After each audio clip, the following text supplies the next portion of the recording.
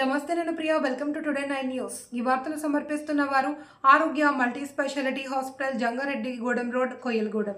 ఆరోగ్య multi specialty hospital accident burning poisoning BP sugar TB malaria chikungunya dengue ఇంకా ఎలాంటి వ్యాధికైనా రాజమండ్రి ఏలూరు వంటి ప్రాంతాలకు పరుగుల తీయనవసరం లేకుండా ఇప్పుడు మన కొయ్యలగూడెంలోనే కార్పొరేట్ స్థాయి వైద్య సేవలు అందిస్తున్న శ్రీ ఆరోగ్య మల్టీ స్పెషాలిటీ హాస్పిటల్ ఏలూరు జిల్లా బుట్టాయిగూడెం మండలం దుద్దుకూరు గ్రామంలో బాబు షూరిటీ మోసం గ్యారంటీ అనే కార్యక్రమంలో పోలవరం మాజీ ఎమ్మెల్యే తెల్లం బాలరాజు పాల్గొన్నారు।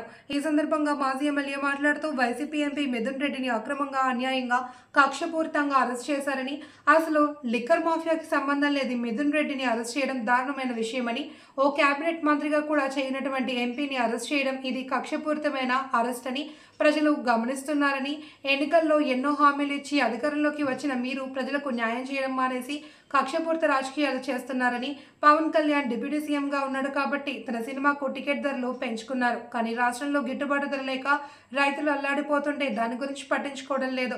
రైతులు పట్టించుకున్న పంటకు గిట్టుబాటు ధర లేదు, కానీ అతను తీసిన సినిమాకు మాత్రం ధరలు పెంచమంటున్నారంటే రైతులు ఏమైనా పర్లేదు అనే దూరంలో ఈ కూటమి ప్రభుత్వం ఉందని ఎద్దేవా చేశారు।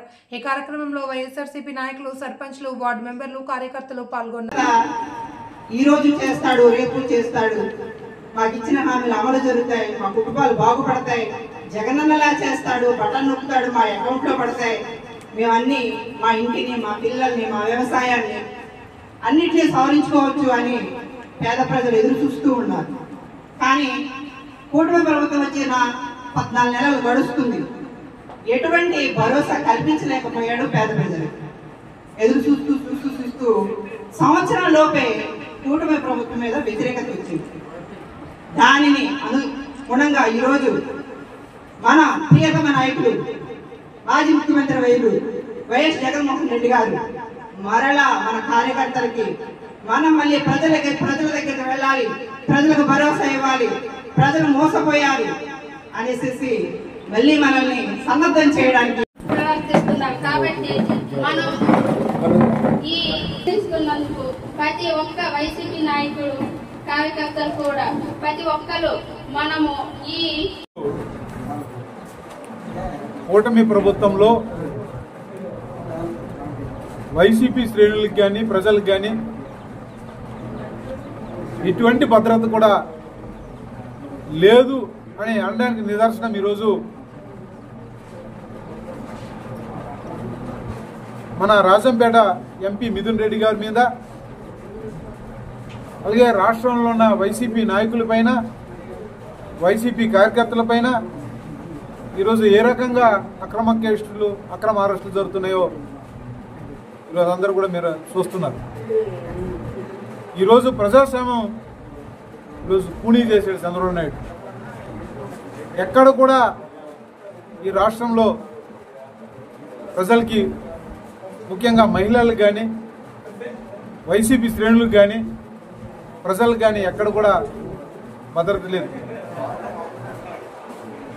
ఎమర్జెన్సీ లాగా ఈరోజు పరిపాలన చేస్తున్నాడు చంద్రబాబు నాయుడు। ఈరోజు ప్రజాస్వామ్యానికి విలువ లేకుండా ఈరోజు చంద్రబాబు నాయుడు పరిపాలన చేస్తున్నాడు। డాక్టర్ బిఆర్ అంబేద్కర్ రాజ్యాంగం ఈ రాష్ట్రంలో లేదు, అమలు చేయడం లేదు। ఈరోజు రెడ్ బుక్ రాజ్యాంగం ఈరోజు నడుస్తుంది। ఎంపీ మిథున్ రెడ్డి గారిని లిక్కర్ స్కామ్లో మరి అరెస్ట్ చేయడాన్ని నేను తీవ్రంగా ఖండిస్తున్నాను। ఆయనకి ఎటువంటి కూడా సంబంధం లేదు, ఆయన క్యాబినెట్లో మంత్రి కూడా కాదు, విధానమైన నిర్ణయాల్లో కూడా ఆయన భాగస్వామ్యం కాదు। కావాలని కక్షగట్టి